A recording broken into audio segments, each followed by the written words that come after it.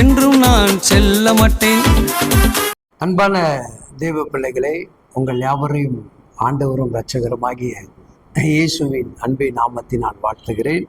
இந்த நாட்களிலும் தேவனுடைய பிள்ளைகள் வாழ்க்கையில கர்த்தர் செய்து கொண்டிருக்கக்கூடிய நன்மைகள் ஏராளம். வருடங்கள் முடிய போகிறது, நாட்கள் வேகமாக ஓடிச்சு இல்லையா?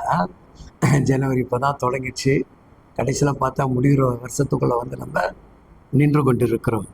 ஆனாலும் தேவன் தன் பிள்ளைகளுக்கு சொல்லியிருக்கிற ஒவ்வொரு வார்த்தைகளையும் அவர் அழகாக நிறைவேற்றி கொடுப்பார். நம்புகிறீங்களா? இந்த நாட்கள் தேவனுடைய வார்த்தை சொல்லுகிறது. லூக்கா சுவிசேஷகம் 3ஆம் அதிகாரம் 5வது வசனங்கள் இவ்விதமாக சொல்லுகிறது. மாமிசமான யாவரும் தேவனுடைய ரட்சிப்பை காண்பார்கள். மாமிசமான யாவரும் வருவார்கள், தேவனுடைய ரட்சிப்புகளை காண்பார்கள். தேவனுடைய ரட்சிப்பை காணக்கூடிய ஆண்டாக வரக்கூடிய ஆண்டை கர்த்தர் நமக்கு ஆயத்தப்படுத்தட்டும். ஒருவேளை நம்முடைய குடும்பங்களுக்குள் ரட்சிப்பை பார்க்க முடியாத சில நபர்கள் காணப்படுவார்கள் என்று சொன்னால், முடியக்கூடிய இந்த ஆண்டில் உன் விண்ணப்பத்தை வைத்துவிடு. ஆண்டு தொடங்கும் போது அதற்குண்டான ரட்சிப்பினுடைய அபிஷேகத்தை தேவன் கூடாரத்துக்கு அவர் கட்டளையிடட்டும். உன்னுடைய வாழ்க்கையில் வறுமையும் வெறுமையாக நீ காணப்பட்டு கொண்டிருப்பாய் என்று சொன்னால், இன்றைக்கு இந்த தெய்வத்தை நீ தேடும் பொழுது உன் குடும்பத்துக்கு ரட்சிப்பு மட்டுமல்ல, உன்னை சார்ந்தவர்களுக்கும் அவர் ரட்சிப்பை கொடுக்க வல்லமையுடைய தேவனாக இருக்கிறார். பரிசுத்த ஆவியானவர் உன் வாழ்க்கையை மேன்மைப்படுத்துவார்.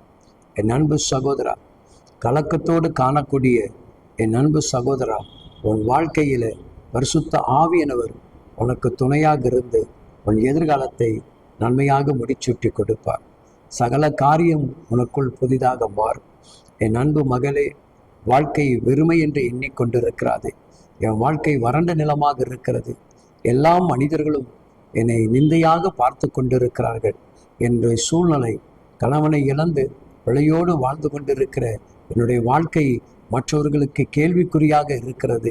என் தேவன் என்னை நினைத்து பார்ப்பாரா என்று சொல்லி அங்கலாய்ப்போடு கூட இருக்கக்கூடிய என் அன்பு மகளை, கர்த்தர் உன்னை நினைத்திருக்கிறார், கர்த்தர் உன்னை நினைவு கூர்ந்திருக்கிறார்.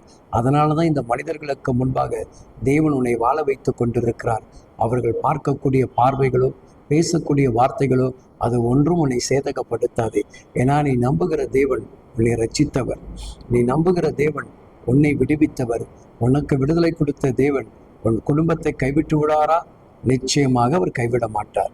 அழகாக கரம் பிடித்து அன்பாக உன்னை தூக்கி சுமக்குகிற ஒரு நல்ல தகப்பன். இதுவரைக்கும் உலகத்தில் எத்தனையோ மனிதர்கள் உனக்கு கை கொடுத்து உதவி இருப்பார்கள் என்று சொல்லியிருப்பார்கள். சொன்னவர்கள் யாராவது செய்தார்களா? ஒருவராகவும் கூட இருக்கிறார்களா? ஒருவேளை செய்திருந்தாலும் அவர்கள் சொன்ன வார்த்தைகள், அவர்கள் பேசின வார்த்தைகள் உன் இருதயத்தை காயப்படுத்தி கொண்டுதான் இருக்கிறது. இது என்ன வரைக்கும் நான் உனக்கு உதவி செய்யலைன்னா இன்னைக்கு நீ வாழ்ந்திருக்க மாட்டாய், நான் கொடுக்கலன்னா உன் பிள்ளை படிச்சிருக்காது, நான் கொடுக்கலன்னா உன் பிள்ளைக்கு ஃபீஸ் கட்டி இருக்க மாட்டாய், இப்படி கொடுத்து பல வார்த்தைகளை கேட்டுக்கொண்டு இருக்கிறாய் அல்லவா? இதுதான் மனிதன். ஆனால் கர்த்தர் அப்படி அல்ல. நீ தேடுகிற தேவன் அப்படி அல்ல.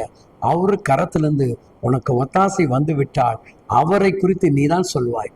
நான் இக்கட்டில் இருந்தேன், நெருக்கத்தில் இருந்தேன், உபத்திரத்தில் இருந்தேன், பாடுகளில் இருந்தேன், அடுத்த நிலைமை என்னவென்று தெரியாமல் இருந்தேன். ஆனால் என்னுடைய தகப்பன் என்னை அழகாக போஷித்தார், இந்த நெருக்கடியில் இருந்து என்னை விடுவித்தார், மனிதர்களுக்கு முன்பாக என் தலைகளை உயர்த்தினார், எப்பொழுது என்னை ஏவனமாக பார்த்து கொண்டிருக்கக்கூடிய அவர்களுக்கு முன்பாக என் சாமி என்னை கம்பீரமாக நடக்க வைத்தார் என்கின்ற செய்தியை தான் உன் வாயின் மூலமாக அவர் கேட்பார். காரணம் என்னவென்று சொன்னால், அவர் சொன்னதை அவர் சொல்ல மாட்டார், பெற்றுக்கொண்ட நீ நான் தான் சொல்ல வைப்பார்.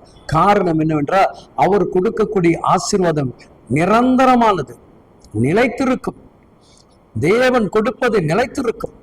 ஒருபோதும் அதை ஒருவராலையும் பறித்து கொள்ள முடியாது.